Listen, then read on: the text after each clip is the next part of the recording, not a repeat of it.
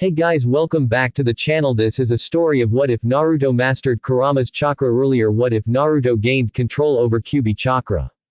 During the month of training for the finals of the Chunin exams, what if Jiraiya taught more than summoning? Watch as Naruto takes the whole world by storm with near unstoppable power and unmatched potential, but when the chips are down, it's all or nothing against hidden threats and godlike enemies. Will he survive? Before we start, thank you for all the support, it really means a lot to me. Don't forget to subscribe and leave a like, and check the description for the creator of this great fanfic. And also, as I said, I will be changing the story title to What If Naruto Power of the Tailed Beast, so don't forget that. Let's continue. Chapter 21. Almost. Disclaimer. You are all going to hate me at the end of this chapter.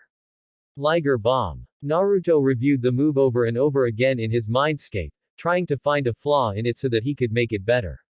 He had spent all of his time after being knocked out watching the memories of the fight, analyzing every mistake he had made as well as finding ways to improve what he had done well. Such power the meathead can generate with that move. I seems like a sure kill if it lands, very impressive for a taijutsu move. Oh yeah, Kurama was there too. There has to be a weakness. Pervy Sage said that every jutsu has a weakness. Mumbled Naruto. His armor is the only thing covering his back while he executes the move. You could exploit that. Yay, right. That armor is unbearable. I put 2 full-powered wind Rasengans into his chest and arm and I've been out cold for 2 days. Stated Naruto. Just wait, Kit. I don't want a weak container, and you will get stronger than the meathead or die trying. You know, I figured that you wouldn't be nearly as helpful as you have been. Stated Naruto as he stood on the lip of the large bowl that was the limits of Kurama's domain, before the imposing figure of Kurama. The fox sat up, his arms extending out as he rose to sit at eye level with the blonde. I almost wasn't. Stated Kurama cryptically before sighing heavily. When I was sealed in your mother, her seal held me back tremendously. Unfortunately, it let my other half, the half that was nothing but hate and anger, take over. What? I'll start from the night of your birth. Stated Kurama. The masked man, the one who ripped me from your mother, had done something that forced the hatred in me to the surface. After being trapped in humans so long, it probably didn't take much. Once I came to, your father was standing atop the toad before me, Shinigami's spirit reaching through him and into me. Your father didn't have enough chakra to seal me. He had to call on the strongest seal known to you mortals, the Uzumaki dead demon consuming seal. The seal meant to kill both the caster and the target. It is a contract with the Shinigami. It did though, didn't it? Questioned Naruto. You are here, mom and dad are dead. I guess I'll have to start even farther back. Back when as tail beasts were just beginning our lives. Your great-great-grandfather had cheated death himself, born before even as tailed beasts, living to an unheard of age, dying well before the rest of Uzu fell. On his judgment with the Shinigami, he willfully gave his soul to the Shinigami, admitting to his sins and offering his soul as tribute. No one knows what happened after that, but we Biju were instructed to never harm an Uzumaki if we could help it. The night I was sealed into you, I learned why the Shinigami had said such a thing, and why he favors you so. Why? Why would death favor me? Naruto asked, his mind ablaze with questions and confusion. I can't tell you why. The information I have given you should be enough. Kurama said cryptically. Seeing the downtrodden look on Naruto's face, he continued. The sealing was originally supposed to take the stronger half, me, into the pit of the Shinigami's depths.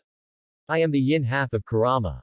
I contain the mental and physical embodiment of what the great sage had bestowed upon us at birth, that humans, while selfish and greedy, all had the same drive to better the world.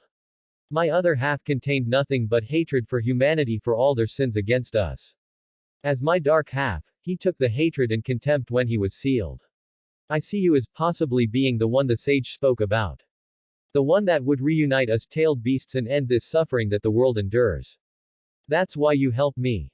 You really think I can change the world by myself? I'm just one person, I don't have the ability to save the world. Naruto shouted. No. You don't. Stated the fox finally before getting up and walking toward the cave near the back of the mindscape. He could feel the emotions rolling off the blonde.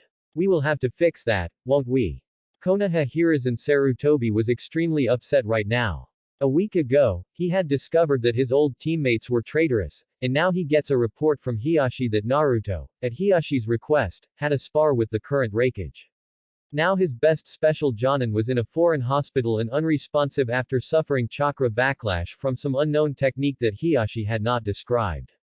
Thankfully, other than some chakra burns, the Raikage did not seem to be injured in any way. That boy will be the death of me, he muttered under his breath as he looked out over the Hokage monument. Your son is extraordinary, Minato. I should have been the one to seal the Kyuubi. I'm old now, Minato. These last 13 years as Hokage have taken a great toll on me. I was hoping that Kakashi could replace me. He showed so much promise. He still does, but your death hit him hard, and I'm not sure he truly recovered. Your son has proven that he has what it takes. A true leader and quite powerful. He's growing faster than any shinobi I have ever seen, but the boy is young and inexperienced. Sarutobi said as he retrieved his pipe from his sleeve and packed it quickly with his fingers before he lit it and placed the stem on his lower lip. There are things I have done for this village that I am not proud of, and at the same time it's the things I didn't do that haunt me the most. I will not let Naruto be another mistake. Main gate of Konoha Jiraiya looked over his travel companion and nodded.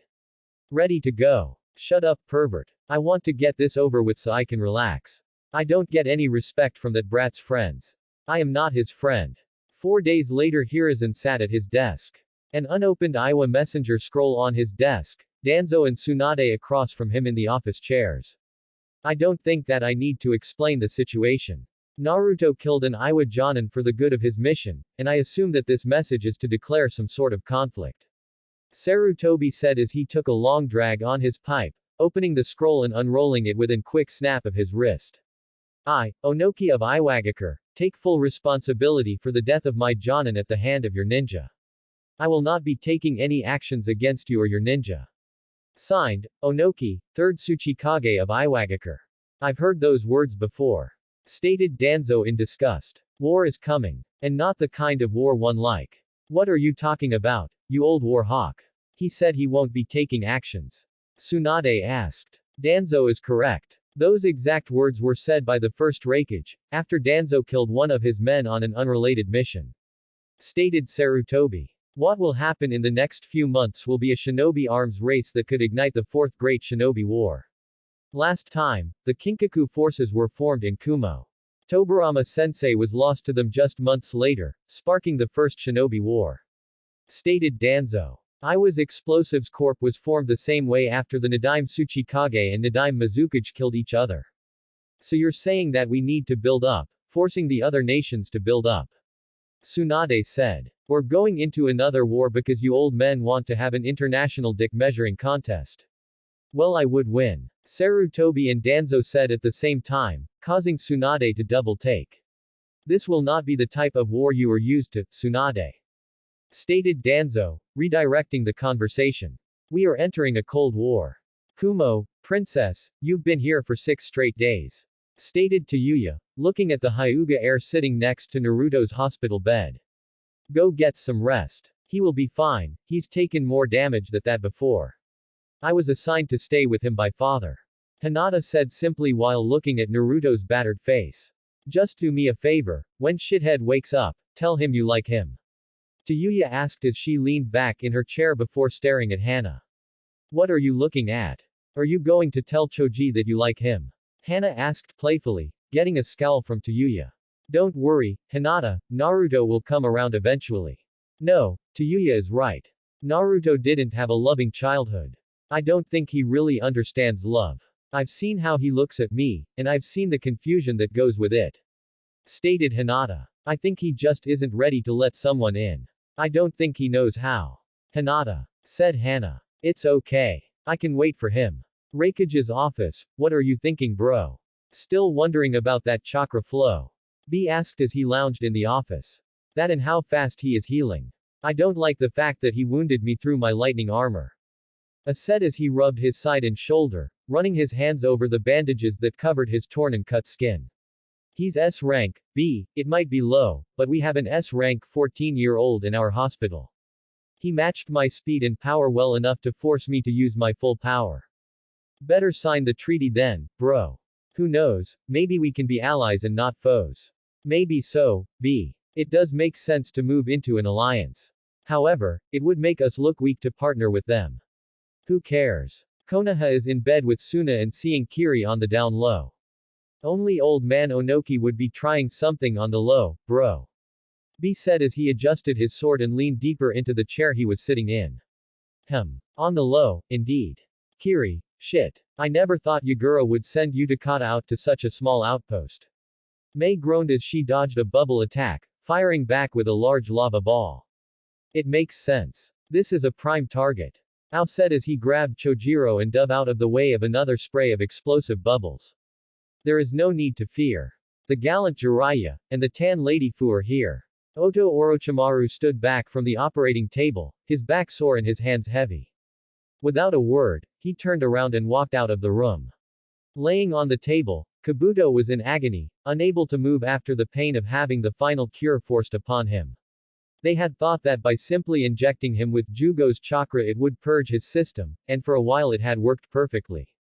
But eventually the Kyuubi's chakra was suppressed, and Jugo's chakra began to take over. With all the chakra cleansers and medicine at their disposal, they could not stop Jugo's chakra from taking over, so Kabuto agreed to the only thing that could save his life. Kabuto had just had a curse seal placed on him. The cursed seal of life. Orochimaru came back in, a jug of water in his hands as he splashed Kabuto. While the cursed seal of heaven was the strongest, the cursed seal of life was by far the most powerful, and the most difficult to perform. It involved literally linking the souls of the caster and the receiver, creating a direct line of chakra transference, boosting the weaker ninja to the point that they were of almost the same strength. But should the seal fail to establish, the receiver would be all but absorbed into the giver. It was a win-win for Orochimaru. Kabuto could never become stronger than him, Kabuto could now heal him remotely and even better yet. Once the cursed seal of life established, neither one could die as long as the other lived. Should you survive Kabuto, I will be waiting in my chambers. Stated Orochimaru as he left the room once again. Now to visit young Sasuke. Naruto's mindscape. Hey kid, you're almost healed. Get ready to get moving, I sense there is some emotional distress going on out there. Kurama said as he sniffed the imaginary air. Now, pardon me, but the rabbit has reappeared. Naruto watched the great Kyuubi no Kitsune chase a large rabbit around the clearing. And not for the first time, wondered if all the legends of the great fox were greatly exaggerated. Get back here you meat treat. I'm hungry. Or maybe not. Suna, do you know who you will choose? Gaara asked as he looked over his sister. They were getting ready to leave on their trip to Konoha, and Gaara did not like the fact that his sister, who he had found himself being very protective of, was to be married off in a political alliance. It better not be Uzumaki. Oh. Is little Gaara afraid of the big bad blonde? Tamari teased as she watched her littler brother, Anbu outfit and all, tense at her prod. I have much to thank Uzumaki for, I'd rather not have to kill him should he hurt you. Kumo Naruto awoke in the hospital bed that he had somewhat knowingly spent the last week in. He felt that it was only him and Hinata in the room, though he could feel one of Shino's bugs on him. He looked up to see the Hyuga heiress staring down into his eyes. Naruto-kun. Are you alright? Naruto couldn't help but be mesmerized by the sight of her dark blue hair hanging around her beautiful face. Her soft white eyes boring into his with care and her full lips smoothly moving with every syllable. Maybe there is something here. Maybe this is what attraction really feels like, this pounding in my chest and my stomach in my throat. Naruto thought as he blankly looked up at Hinata, her eyes still staring back into his. If this is it, does she like me? Is that why she's so shy around me? Naruto-kun. Hinata asked again. He's looking at me with that look again, this is my chance. I can finally tell him how I feel about him. Hinata. Naruto-kun. Fuck it. Naruto sat up, his lips meeting hers in a deep kiss that shocked both of them, Hinata from the sudden contact that she had only experienced in her dreams, Naruto from the amazing feeling the kiss delivered, like a part of his soul had been unlocked was able to run free. He felt himself push deeper into the kiss, a hand coming up to caress Hinata's beautiful face. All too soon Naruto pulled back, hoping beyond hope he was right, that Hinata liked him, that this crazy feeling he got every time he saw her or thought of her was attraction, and that he had found someone that would truly be there for him. As he pulled back, he felt Hinata pull back as well. Naruto waited, milliseconds dragging out, an eternity passed in Naruto's mind as he waited, praying to every deity he could think of that she would return the kiss. Naruto. Stammered Hinata, a massive blush on her face, adrenaline ripping through her veins as she tried to understand what had just happened.